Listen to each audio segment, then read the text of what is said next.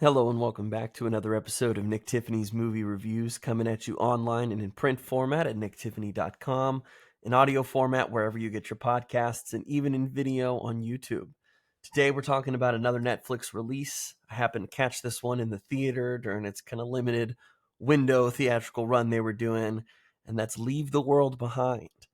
This is a movie I've kind of seen floating around on the Netflix roster in that December release space, which for a lot of people kind of bodes, all right, well, maybe this is something they think is awards contending, something at least that audiences can enjoy during the holidays. For whatever reason, you get the best movies at the end of the year. Everyone's trying to make their push for the awards, voting bodies and whatnot. So, Leave the World Behind. I was like, okay, I'm intrigued. Then I find out it's written and directed by Sam Esmail, who wrote and created the Mr. Robot TV series, which also like really, brilliant show. So in terms of like sci-fi technology, having an understanding of how some of these different tech politics works or whatever, I was like, okay, this could be even more interesting as far as the story goes, because the film is an adaptation of the novel of the same name. I think it was only written a few years ago by a gentleman named Rumen Alm, and essentially this is a story about a family who goes away on vacation. They're from the New York City down, I'm like, maybe they're from Brooklyn, somewhere in the big city. Julia Roberts is the mom.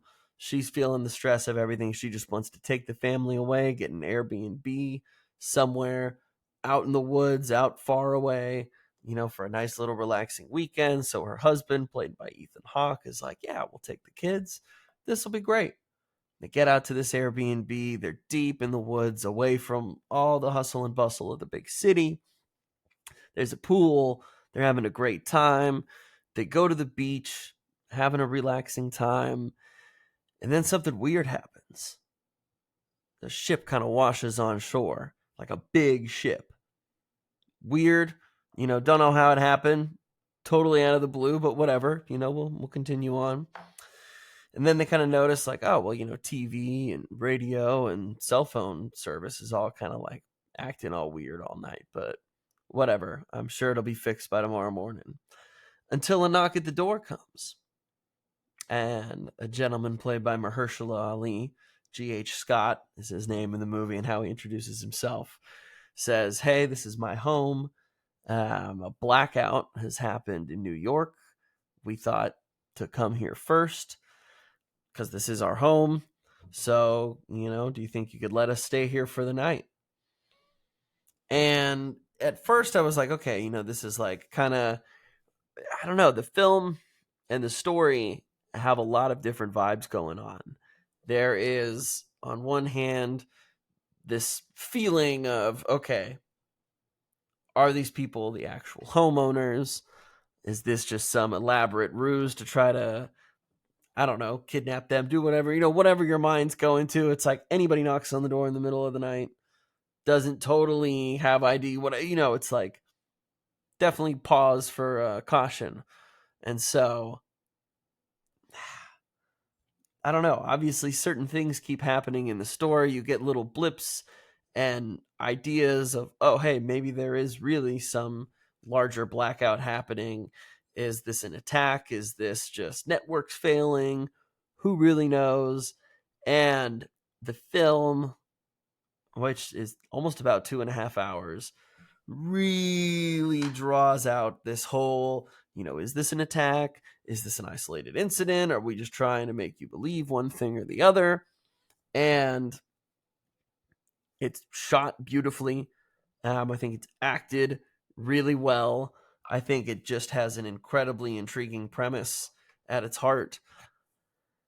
But how everything plays out and how long it really takes for them to kind of get going or acknowledge, like, hey, it's like if you're making a monster movie, kind of like Godzilla, and it's like, all right, we've danced around this for like 2 hours almost. Like, let me see the beast. Let me, give me an idea of what's happening. We've been building and building and building. And where this film falls short is I feel like it never has some boom, wow, holy crap reveal moment, or like, we've been building to this climax. It never felt like it reached a level that was satisfactory to everything that comes before, because it poses a lot of questions and it discusses a lot of things about technology, our over-reliance and dependence on it, not even just for simple things like looking up information or facts to stump your friends or jokes, whatever. Communication is the root of most of our technology. How we send information, how we receive information in any which way. Records to our history, records to all sorts of things. Everything is online. And I think of Blade Runner 2049 and this whole aspect of, we've got some physical records from before the blackout, but there is this real fear that the next kind of war won't be won with guns. It won't be fought with tanks or anything, but it's going to be a cyber attack, because we live in a society that only relies on digital. Everything's in the cloud now. Some places are smart and they keep physical records and physical copies, as people should.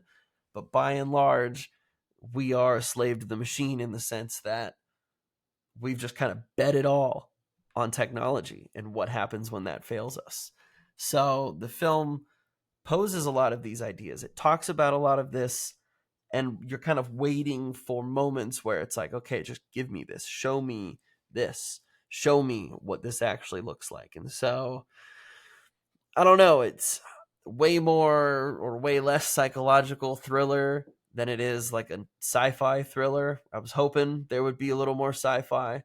Again, there's some really cool concepts, and a lot of the stuff they're talking about is like, oh wow, that could be really effective at crippling an entire country or crippling the world. But there's just moments where it feels like, all right, I'm just like reading you exposition now. Like, I don't know if that was just lost in translation from the actual novel, or maybe they didn't want to take as many liberties, because perhaps they should have. But when you have characters spending 2 to 4 minutes essentially like, oh, I'm going to tell you pretty much what's happening, but we're never really going to show it, but I thought it could be this, it didn't really work for me. I kind of was a little bit let down in the end, especially by the potential that I felt like this project could really have, both on impact and kind of a reflection is what our society could be moving towards. So it's not a bad movie by any means. It is still very interesting. Great performances. The writing, pretty good, but not quick enough, or I don't know if it needed all the time it took to tell the story that it did. So disappointed. Looking forward to whatever Esmail does next. Hopefully, maybe there'll be a little more of his imprint in there. But I don't know. Leave the World Behind. It'll make for a fine movie night at Netflix, at home. But don't count on this one being on the end of the year best lists, unfortunately. As always, if you need more movie reviews moving into this film and awards season, head over to NT Movie Reviews on all social media networks, podcast platforms, and even on YouTube. Thanks again for listening, you guys. There's going to be plenty coming out each week for the rest of the year, so stay tuned. Thanks again.